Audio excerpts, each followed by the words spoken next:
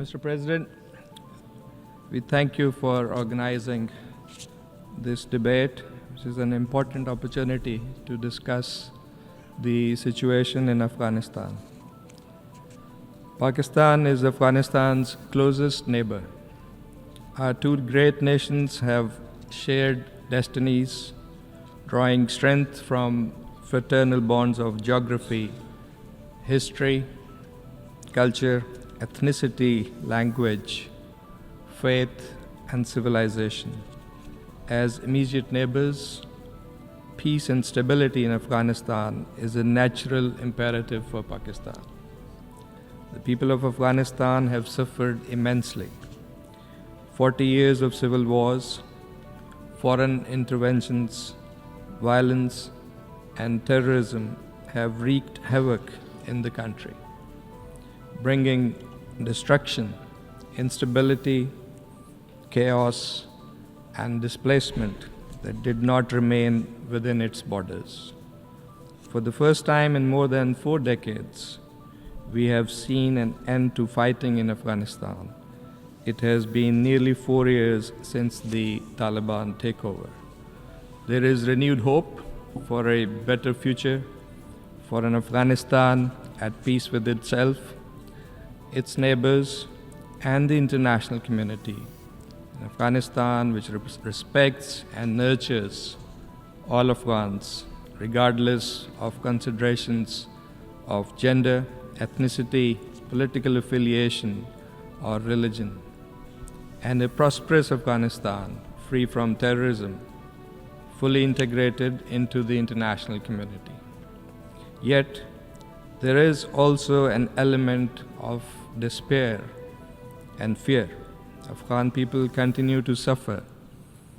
Crippling sanctions, a dysfunctional banking system, liquidity crisis, poverty, diminishing humanitarian aid, terrorism, narcotics, and human rights concerns have worsened their plight. Regrettably, Afghan soil also continues to be used by terrorists, often proxies against other countries, particularly Pakistan. Mr. President, we must not abandon Afghanistan. Practical and pragmatic engagement through dialogue and diplomacy is the only way forward. Pakistan has maintained sustained high-level engagement with the de facto authorities. Deputy Prime Minister and Foreign Minister Senator Muhammad Ishaq Dar visited Kabul on 19th of April. And in May, we had a successful trilateral dialogue with Afghanistan and China at the foreign ministers level in Beijing. We also support regional forums such as the Moscow format, the foreign ministers meeting of Afghanistan's neighboring countries, and the SCO. We welcome UN-led efforts such as the Doha Process for structured engagement with the de facto authorities. Pakistan was, in fact, among the first to call for sustained engagement and proposed a roadmap with clear pathways for normalization. We welcome UN-led efforts to provide alternative livelihoods to farmers following the Taliban's ban on opium cultivation as a step in the right direction. A comprehensive and inclusive framework is urgently needed, with all and equal attention to all issues in a balanced manner, and that also addresses regional concerns as also identified in the independent assessment report. Mr. President, our first priority must be to avert a humanitarian disaster.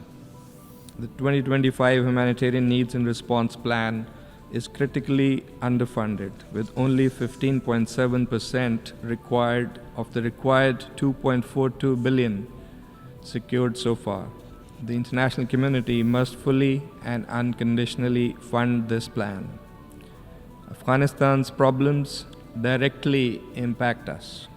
Pakistan has hosted millions of Afghans for decades, and we continue to protect vulnerable Afghans despite our limitations. Since August 2021, an additional 1 million undocumented individuals crossed into Pakistan, creating, among other issues, law and order concerns. The international community, in our view, must share this burden more equitably. Secondly, we must revive the Afghan economy and the banking system, including unfreezing of financial assets to enable trade and investment. On its part, Pakistan is committed to expanding trade and pursuing regional connectivity initiatives such as the TAPI, Kaza 1000, Uzbekistan, Afghanistan, Pakistan Railway, and extension of the China-Pakistan Economic Corridor to Afghanistan that can contribute immensely to development and peace in Afghanistan and the region. Third, we should acknowledge that there is one authority that controls the territory of Afghanistan with no credible challenge to it.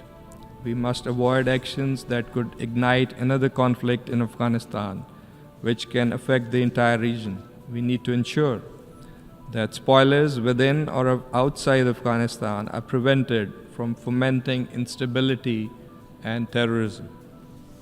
Fourth, we must ensure that Afghanistan does not become a breeding ground for terrorists that threatens not only its neighbors, but the region and beyond.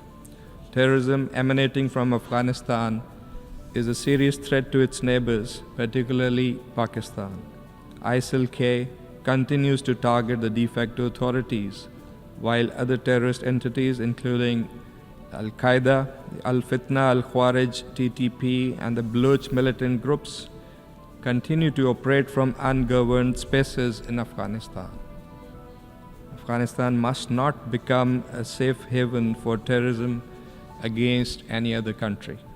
The TTP, with around 6,000 fighters, is the largest UN-designated terrorist group operating from Afghan soil, directly threatening Pakistan's national security.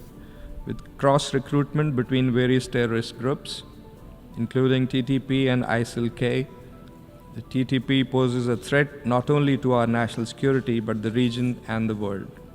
We continue to see attempts by TTP terrorists to infiltrate into Pakistan from Afghanistan. A significant cache of modern weapons, ammunition, and sophisticated equipment originally left behind by the international forces in Afghanistan have been confiscated by our law enforcement agencies. These weapons have been used by Afghan-based terrorists to launch increasingly sophisticated attacks against Pakistan, including in the last 2 weeks. These incidents underscore the scale and seriousness of the threat we face. Pakistan will continue to take all possible action to ensure the safety and security of its people.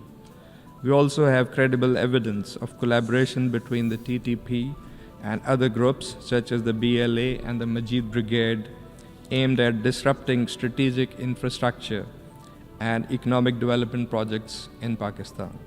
Mr. President, Pakistan fully shares the international community's expectations from the de facto authorities to fulfill their international obligations, especially women's rights and greater political and social inclusion.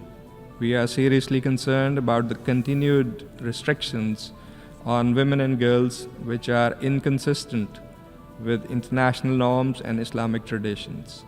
At the International Conference on Girls' Education in Muslim Communities, held under the auspices of the Muslim World League in January this year, the Islamabad Declaration reaffirmed the consensus that education for girls is a fundamental human right rooted in Islamic values. Pakistan continues to support educational activities and opportunities for the Afghan youth.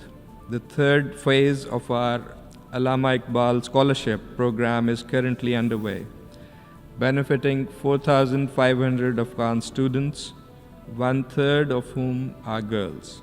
Mr. President, what could not be realized through force will not be achieved through isolation, sanctions, or financial coercion. To the contrary, it could lead to renewed conflict and violence amidst growing poverty and hunger, and generate a fresh exodus of refugees and displacements, which none of the Afghanistan's neighbors are in a position to accommodate.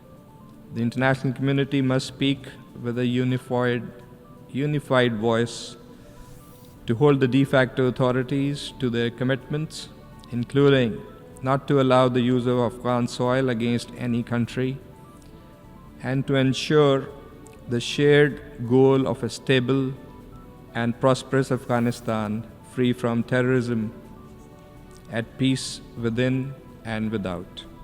Pakistan is ready to support regional and international engagement efforts with Afghanistan.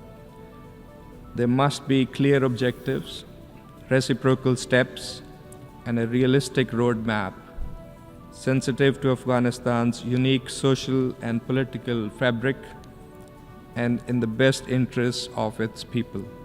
Pakistan stands committed to playing a constructive and proactive role in helping Afghanistan achieving lasting peace and stability. I thank you.